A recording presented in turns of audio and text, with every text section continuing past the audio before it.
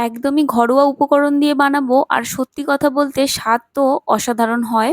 তোমাদেরকে আর কি বলবো, যদি না ট্রাই করো বুঝতে পারবে না। তাহলে চলো রেসিপি শেয়ার করি। প্রথমে মাছের গায়ে নুন হলুদ দিয়ে ভালোভাবে আমি সর্ষের তেলে ভেজে নিচ্ছি লাল লাল করে।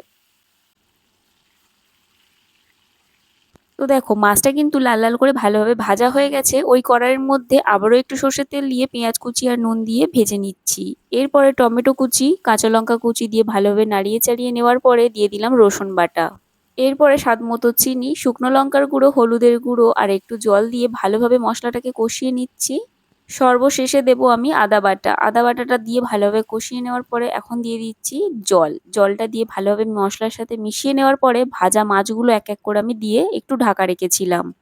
এরপরে নাড়িয়ে চাড়িয়ে নেব উল্টে পাল্টে মাছগুলোকে। ওপর থেকে ধনেপাতা দিয়ে সার্ভ করে দেবো। কেমন লাগলো জানিও।